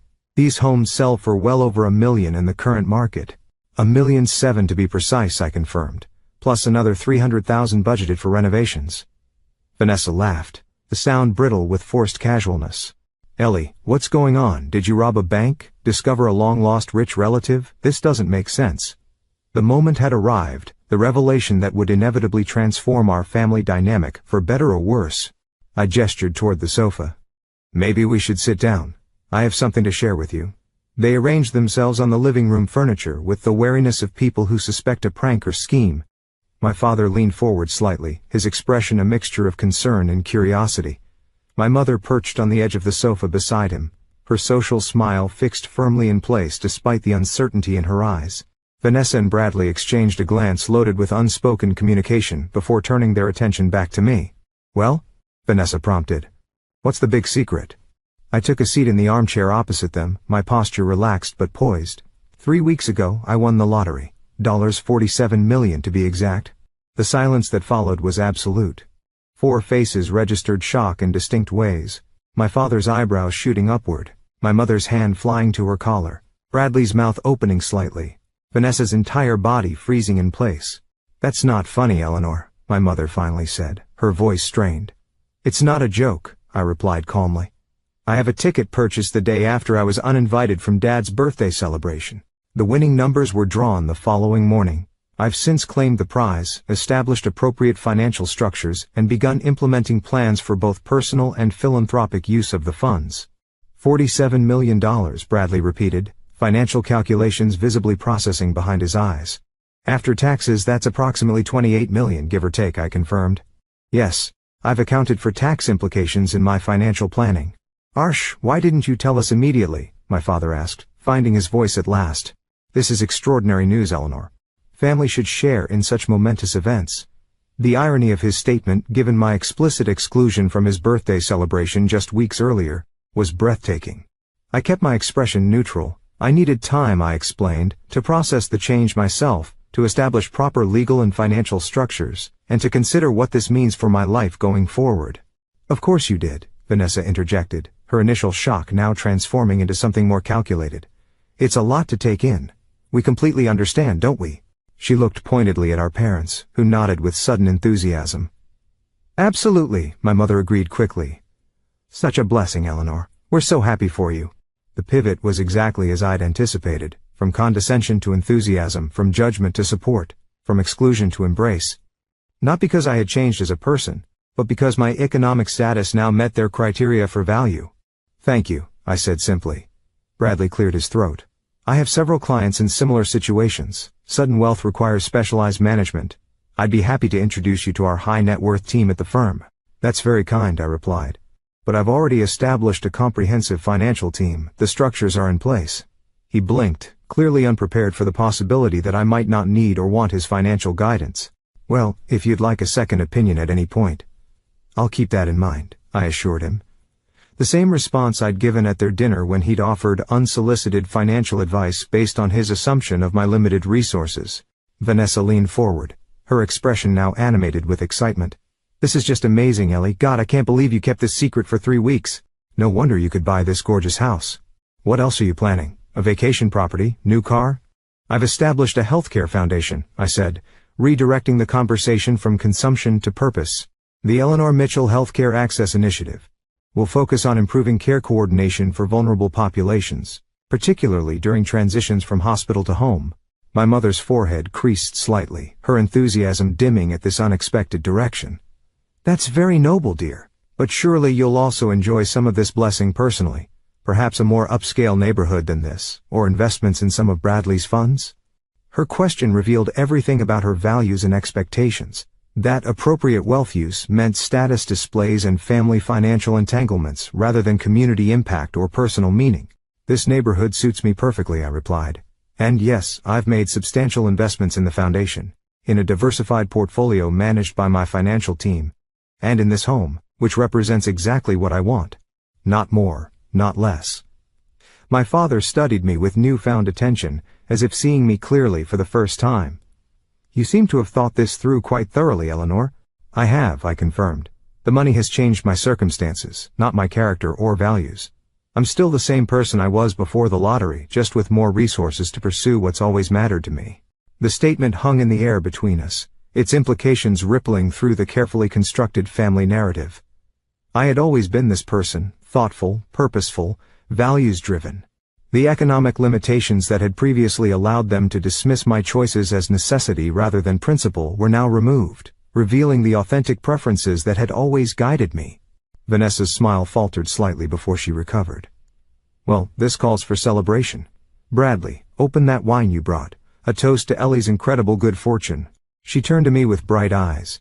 And to think, this happened right after Dad's birthday. What perfect timing. The reference to the birthday I'd been uninvited from, delivered without a hint of acknowledgement or apology, crystallized everything about our family dynamic in a single moment. The selective memory, the rewriting of uncomfortable realities, the transactional nature of inclusion based on perceived value. Yes, I agreed, my voice steady. Perfect timing indeed. To Eleanor's amazing good fortune. My family raised their glasses in a toast that felt more performative than genuine. The wine Bradley had brought, previously presented as a generous offering, now seemed inadequate against the backdrop of my revealed wealth. The shift in their behavior was immediate and transparent. My mother, who had barely acknowledged my professional accomplishments at Providence, now leaned forward with exaggerated interest. Tell us more about this foundation you've established. Eleanor, it sounds fascinating.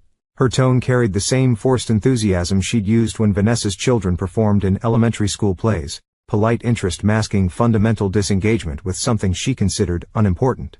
The foundation addresses gaps in healthcare coordination, I explained, keeping my voice steady and professional. When vulnerable patients leave hospitals, they often struggle to navigate fragmented follow-up care, leading to poor outcomes and preventable readmissions. We're developing programs to bridge those transitions. Bradley nodded with the expression of someone evaluating a business proposal rather than a social mission. Interesting market position. Healthcare navigation is an emerging sector with significant growth potential. It's not about market position, I clarified. It's about patient impact, improving health outcomes for people who fall through the cracks in our current system. Of course, he amended quickly. But impact and growth aren't mutually exclusive. With proper scaling, you could develop a model that attracts significant institutional investment. The comment revealed everything about Bradley's worldview, that even healthcare for vulnerable populations should be viewed through a lens of profit potential and investment returns. That value was measured in financial metrics rather than human outcomes. The foundation is structured as a nonprofit, I said, with sufficient endowment to operate independently without prioritizing growth or investment returns over mission. My father frowned slightly. Nonprofits still benefit from sound business principles, Eleanor. Perhaps Bradley could review your operational model with his financial expertise. I've assembled an advisory board of healthcare experts, I interjected gently but firmly, including Dr. Sanderson, the former CMO of Meridian, and researchers from 3 major universities. The governance structure is solid. The subtle boundary setting, establishing that I didn't need Bradley's expertise or my father's business guidance, landed awkwardly in the conversation. A brief silence followed, my family recalibrating to this unfamiliar dynamic, where I declined their input instead of seeking their approval. Vanessa recovered first, pivoting smoothly to a more accessible topic. The house is just lovely, Ellie. Those built-ins in the living room are spectacular. Though I'm surprised you chose this neighborhood rather than Lakeside Heights or River Point. The properties there have much better appreciation potential. I wasn't looking for investment appreciation, I explained. I wanted a home that felt right for me. Historically significant, walkable neighborhood, strong sense of community. This craftsman ticked all those boxes. Still, my mother chimed in. With your resources now, you could have properties in multiple locations, a city residence, perhaps a lake house for weekends.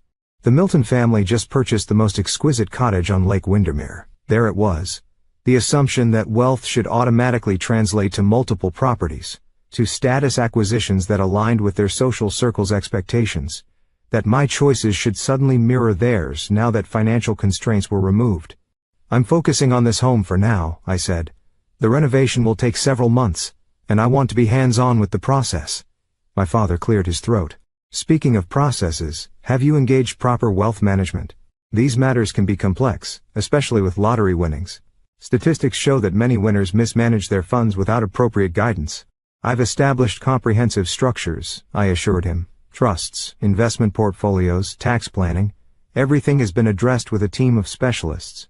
But family guidance is still valuable, he persisted. People who know you, who have your best interests at heart. Bradley's firm specializes in newly acquired wealth. The implication was clear that I couldn't possibly navigate these waters without their involvement, that family connections should automatically translate to financial entanglements, that my independent decision-making was somehow insufficient despite evidence to the contrary. I appreciate the offer, I said carefully, but I'm comfortable with the team I've assembled. They've been extremely thorough. An awkward silence descended. The conversation temporarily stalled by my refusal to engage with their assumptions about how my wealth should be managed. I rose from my seat. Dinner should be ready.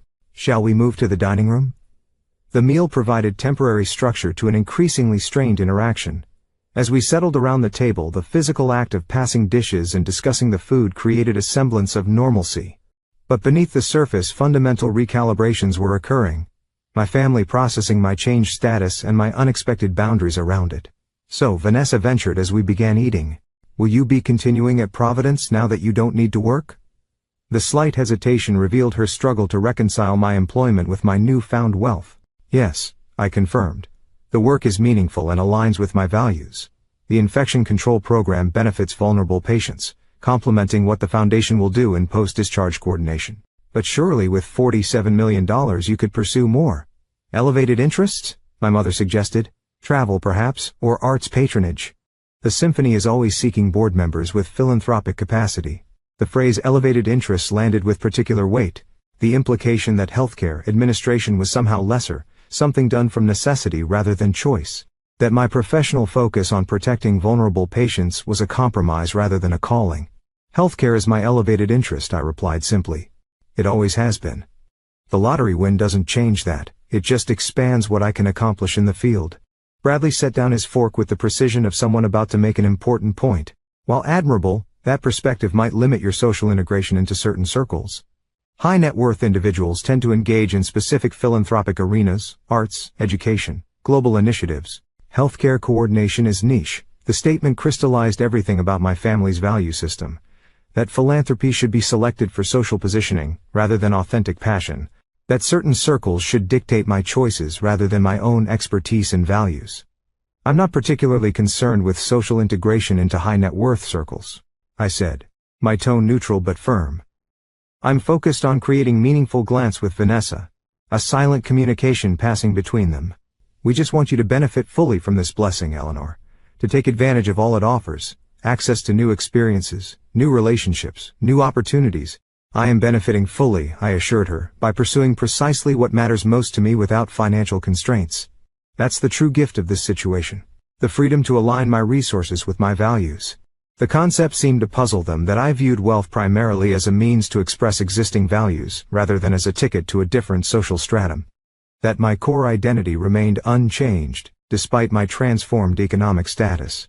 Well, we're just thrilled for you, Vanessa declared, her voice carrying the forced brightness she used when redirecting uncomfortable conversations. And of course, we're here to help however you need. Family supports family after all. The irony of that statement coming just weeks after my explicit exclusion from our father's birthday celebration hung in the air between us. The conditional nature of their support had never been more transparent, shifting with my perceived economic value rather than reflecting genuine connection. Thank you, I said simply, neither accepting nor rejecting the offer. The doorbell rang, providing a welcome interruption to the increasingly strained conversation. That would be Maya, I explained, rising from the table. I invited her to join us for dessert. I welcomed Maya with a quick hug, whispering perfect timing before leading her to the dining room. Her presence shifted the dynamic immediately, introducing someone who had valued me consistently before and after the lottery win, whose relationship with me wasn't defined by economic metrics or family hierarchy. Maya, you remember my parents and my sister Vanessa and her husband Bradley. Maya greeted everyone with warm politeness that revealed nothing of the conversations we'd had about my family dynamics. Your home is beautiful, Ellie, she said, taking the seat I'd indicated. Those original windows in the living room are spectacular. Maya was with me when I bought the lottery ticket, I explained to my family. Her idea, actually. Then, we all owe you a debt of gratitude, my father said to Maya with newfound warmth. What extraordinary foresight. Maya smiled. Pure luck. We stopped for coffee, and I insisted on buying tickets for career transition karma. Never imagined it would actually work.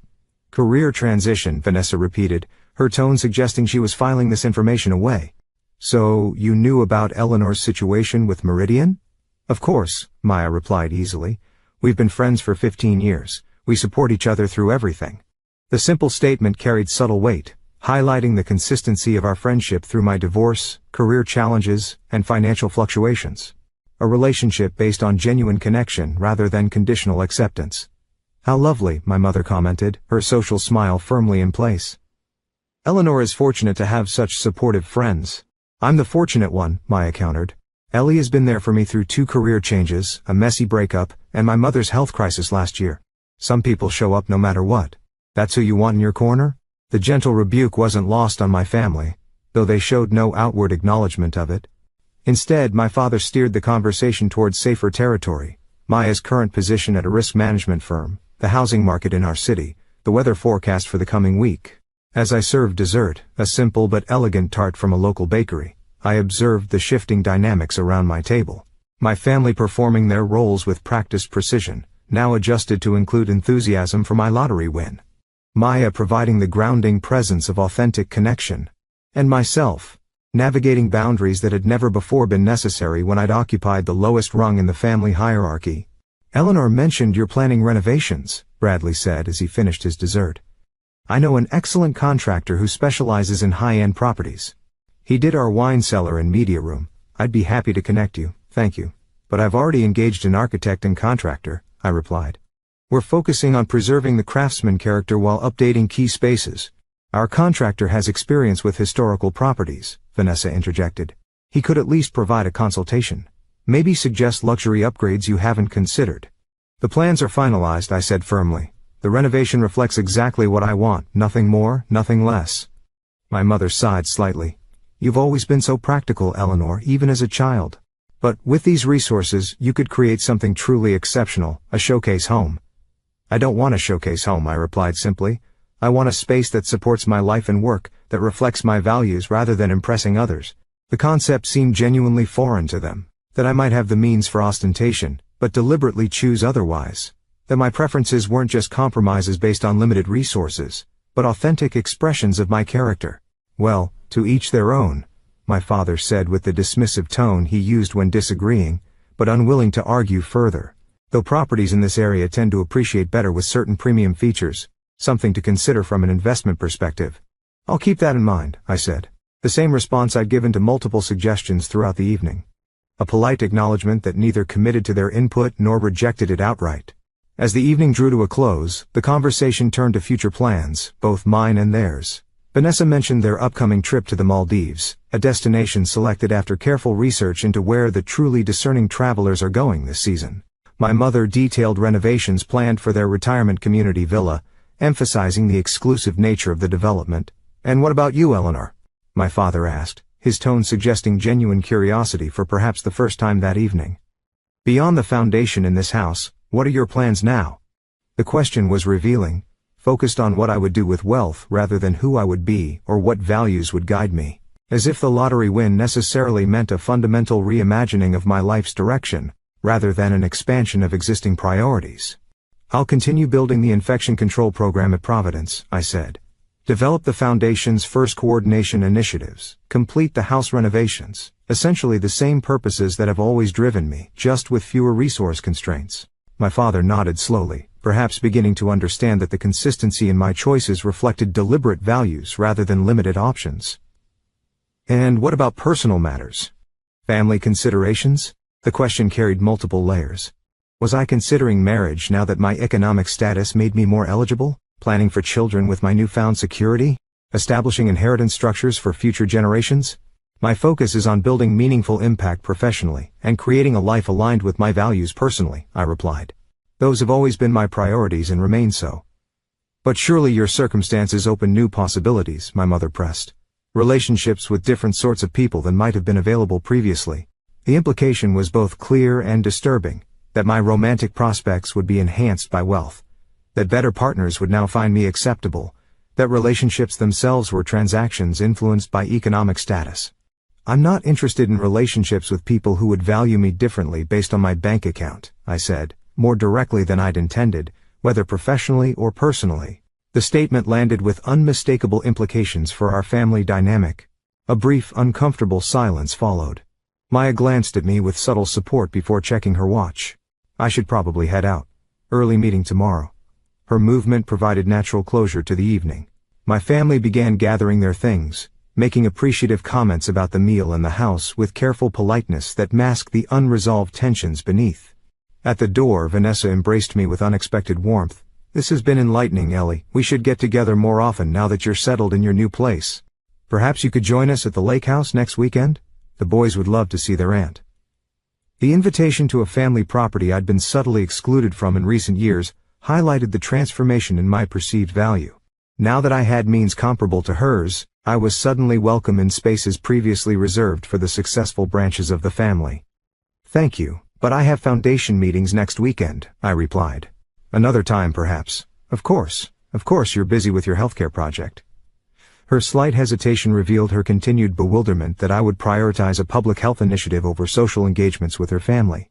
But we should definitely schedule something soon. Bradley's firm is hosting a client appreciation event at the yacht club next month. Very exclusive. You might make valuable connections.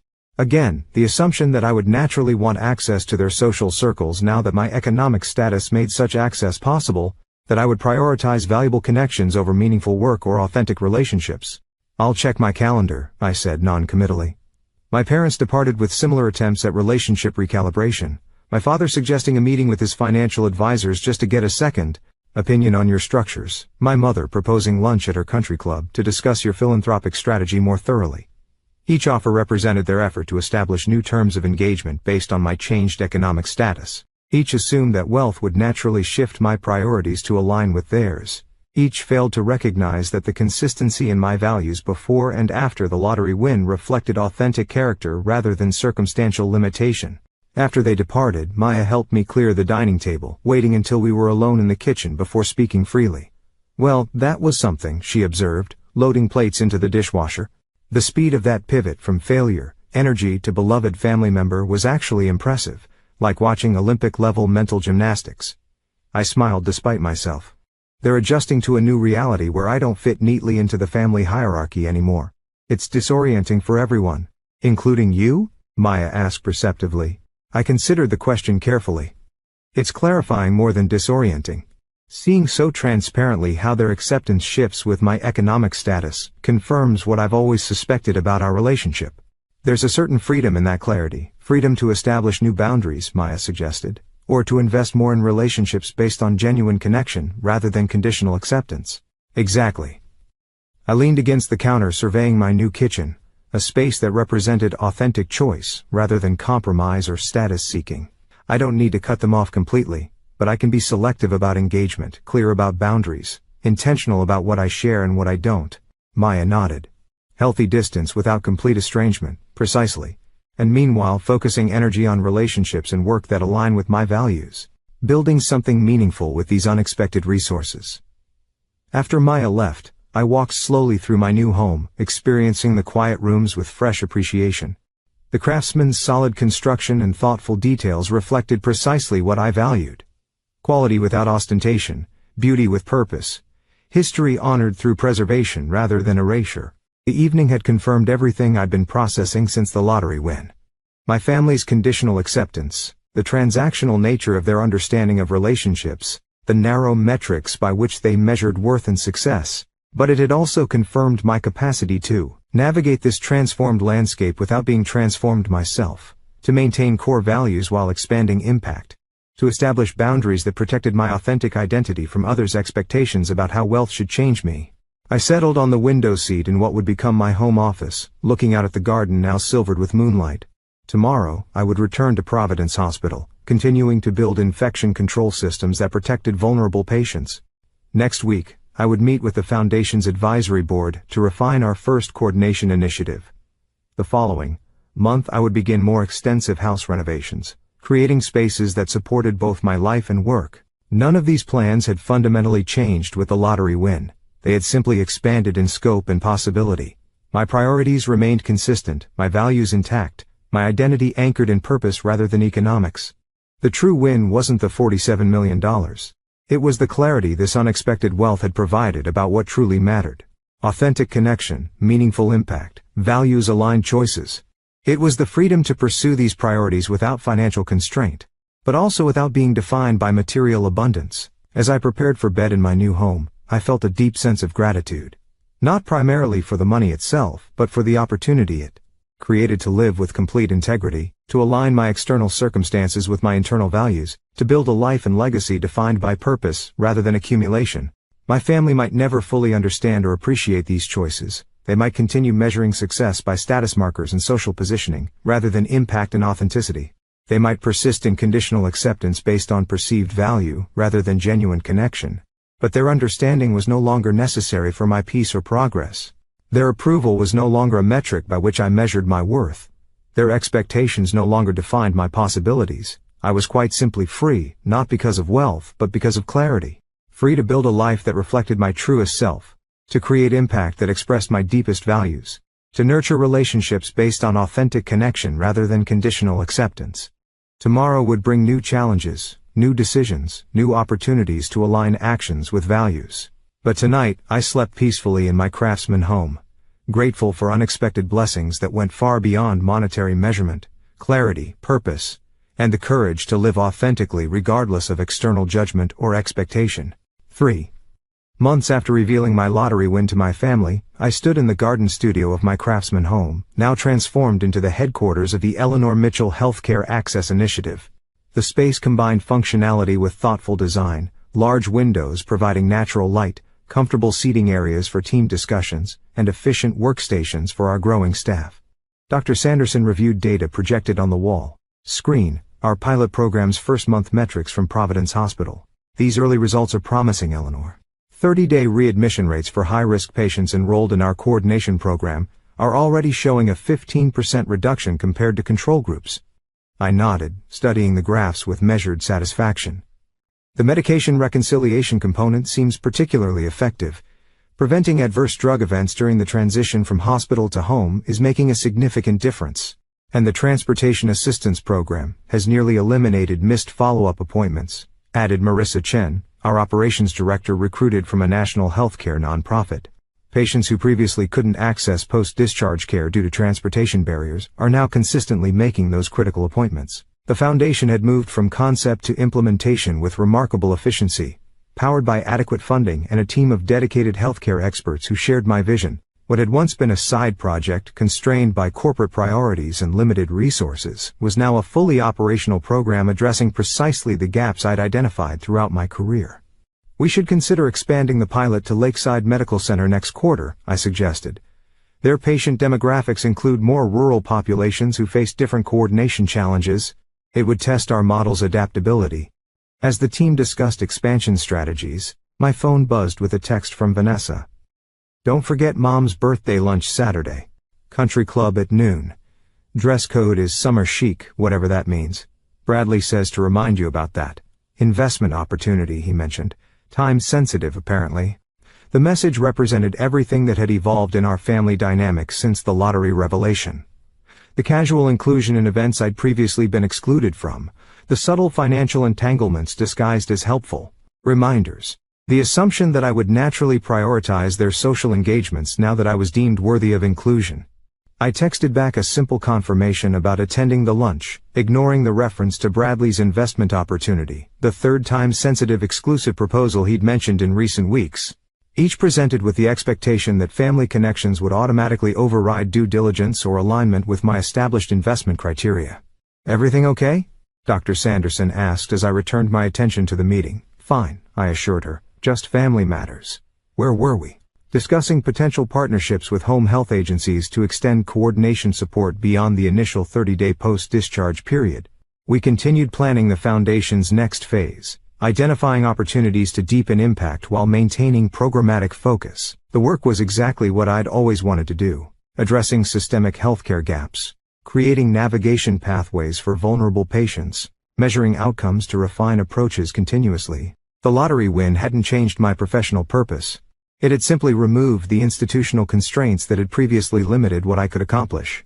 Working simultaneously at Providence Hospital and the Foundation allowed me to address healthcare challenges from both within and outside the system, creating complementary approaches to patient protection and support.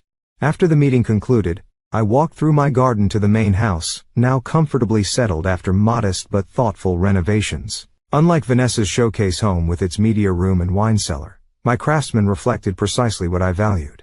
Natural materials, functional spaces for both work and relaxation, historical character preserved rather than erased by modernization. Maya arrived for our weekly dinner, bearing a bottle of wine and her characteristic straightforward energy. How's the healthcare revolution going? Steadily advancing, I replied with a smile. Early data is encouraging. We're already seeing fewer readmissions and better Medicat ION adherence among program participants. Amazing what adequate resources and the right expertise can accomplish, she observed, following me to the kitchen where dinner was already in progress.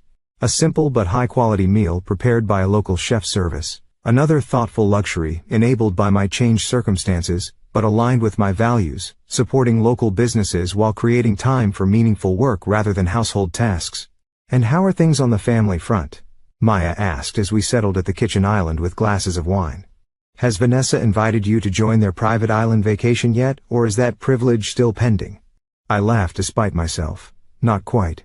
Though I have been deemed worthy of inclusion in Mom's birthday lunch this weekend, complete with dress code specifications and a reminder about Bradley's latest exclusive investment opportunity. Let me guess. Another startup founded by his squash partner or college roommate. Close. A real estate development his firm is underwriting. Apparently initial units are being offered to friends and family before public listing. A rare opportunity that I'd be foolish to miss. I mimicked Bradley's precise, authoritative tone with reasonable accuracy. Maya rolled her eyes. The transparency would be amusing if it weren't so predictable. 3 months ago, you had failure. Energy that might contaminate family gatherings. Now your family who deserves exclusive opportunities. To be fair, they're trying to adapt to a new reality. The adjustment hasn't been easy for any of us.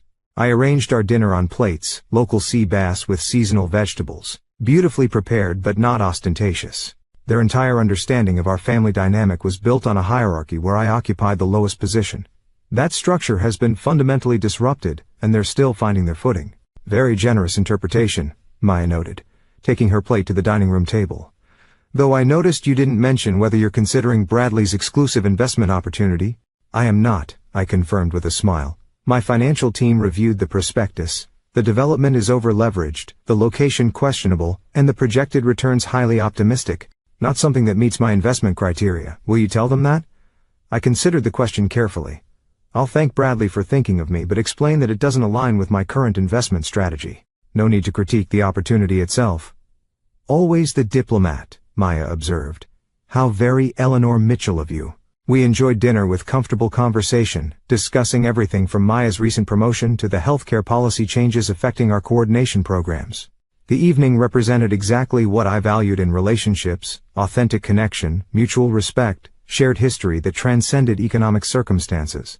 Up next, thanks for watching, take care, good luck. After listening to today's story, perhaps it has raised some new questions in your mind, or maybe it has brought back some old memories.